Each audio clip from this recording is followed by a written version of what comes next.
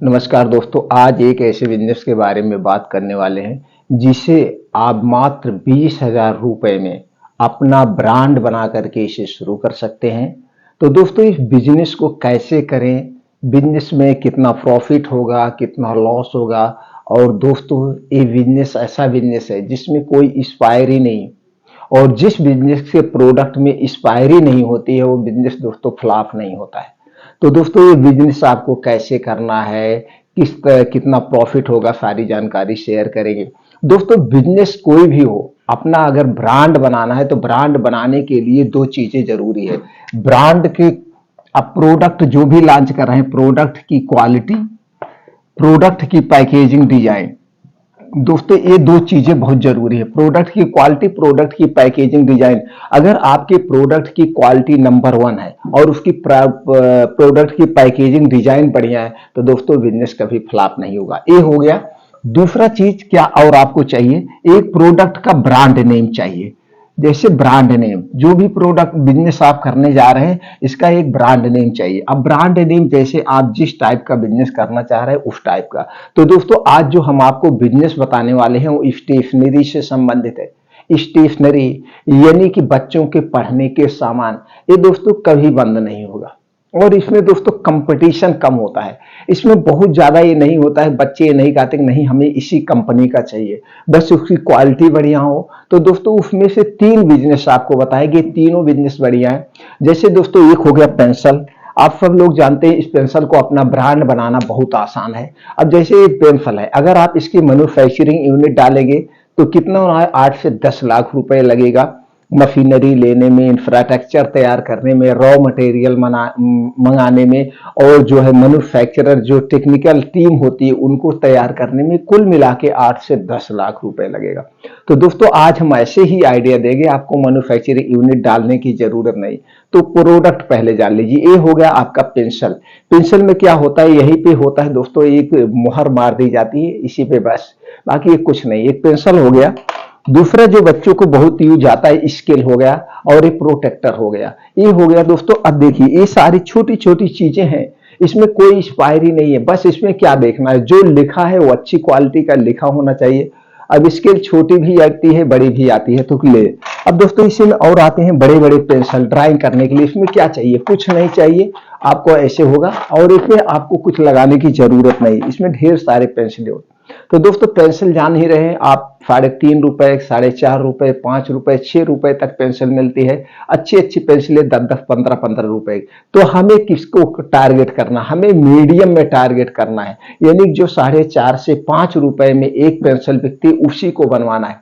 और एक पैकेट में दोस्तों 10 पेंसिल आती है, पेंसिल लेना है। ऐसे ऐसे छोटे छोटे 3-4 आइटम आपको स्टेशनरी उठा लेना है, उसी का आपको बिजनेस करना है। अब इसके लिए क्या चाहिए, क्या आपको जैसे पेंसिल लिखना है तो पेंसिल का अलग नाम, प्रोटेक्टर का अलग नहीं, ऐसा कुछ नहीं चाहिए।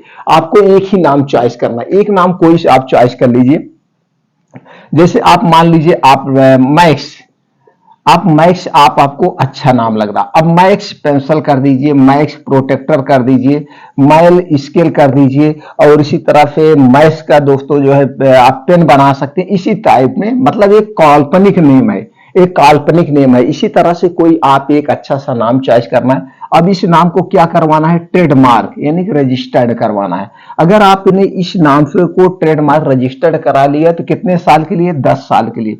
अब 10 साल बाद आपको फिर रिन्यूअल करवाना पड़ेगा। इसकी दोस्तों फीस भी एक सरकार लेती है 3,500 रुपए।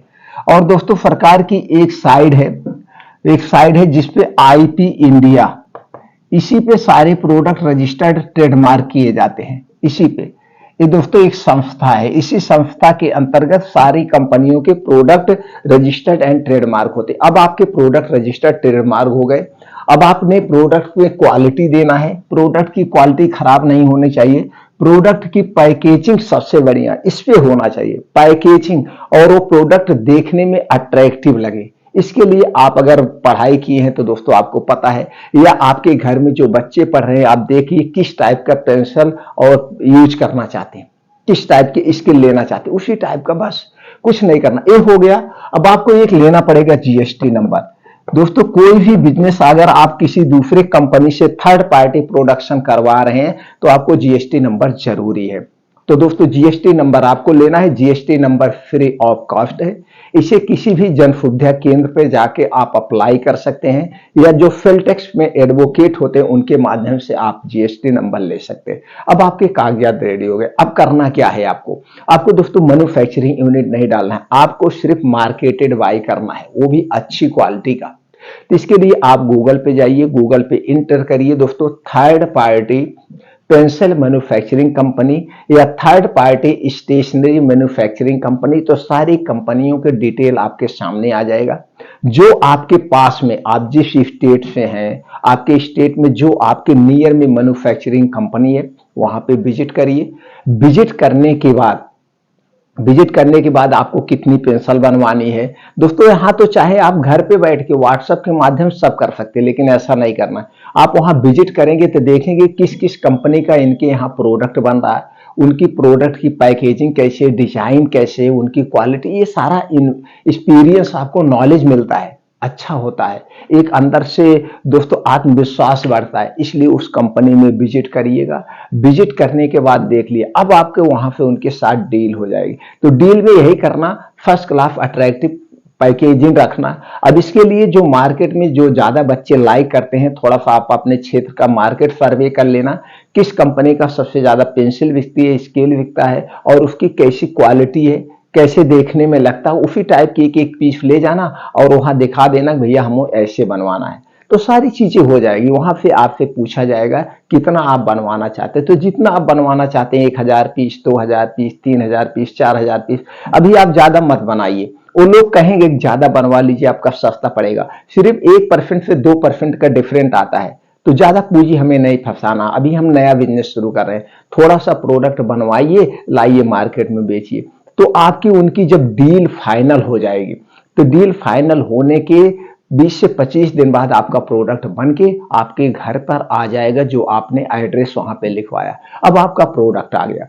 प्रोडक्ट अब आपको मार्केट में बेचना है। मार्केट में प्रोडक्ट बेचने के लिए आप छोटी छोटी दुकानों पर थोक में दे सकते हैं।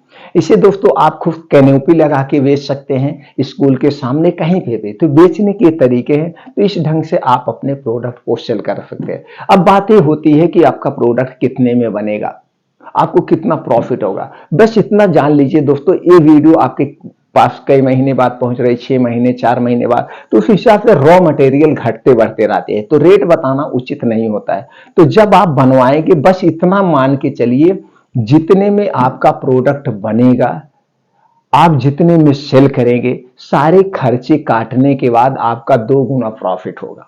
इतना जान लीजिए, सारे खर्चे काटने के बाद आपका 2 गुना प्रॉफिट होगा। यही अगर आप खुद अपना मार्केटिंग करेंगे तो और बचत होगा। अगर लड़के के माध्यम से जैसे एक सेल्फ टीम तैयार करके आप करेंगे तो थोड़ा सा बचत कम होगी, लेकिन आपका नुकसान नहीं होगा। अगर आप एनी केस बिजनेस नहीं चला पा रहे किसी कारण पर, तो जितने में आपने बनवाया है, जब चाहेंगे किसी स्टेशनरी की दुकान पे रेट टू रेट आप बेच सकते हैं। आपकी पूंजी खाली हो सकती है, कोई पैसा इसमें वेस्ट नहीं होगा। तो दोस्तों ऐसे ही हमें बिजनेस करना चाहिए। हमें मैन्युफैक्चरिंग यूनिट बहुत कम डालने का प्रयास करना चाहिए। और आज के समय में दोस्तों ऐसा कोई बिजनेस नहीं है जिसे हम मार्केटेड बाय ना कर सकें।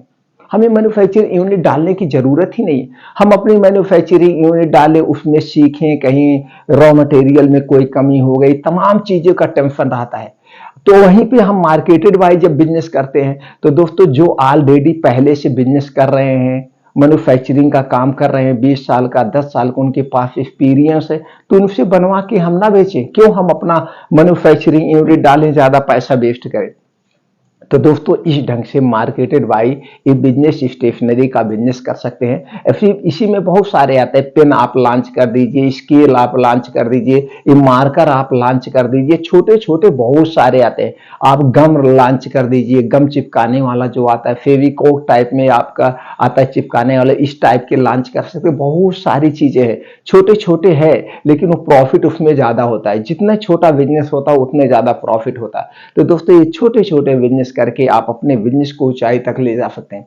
हाँ, जब हमें मार्केट करने का आइडिया आ जाए, सेल करने का तरीका आ जाए, तो दोस्तों हम बड़ी मैन्युफैक्चरिंग यूनिट डाल सकते हैं। तब हम मैन्युफैक्चरिंग यूनिट डालेंगे तो फेल नहीं होंगे।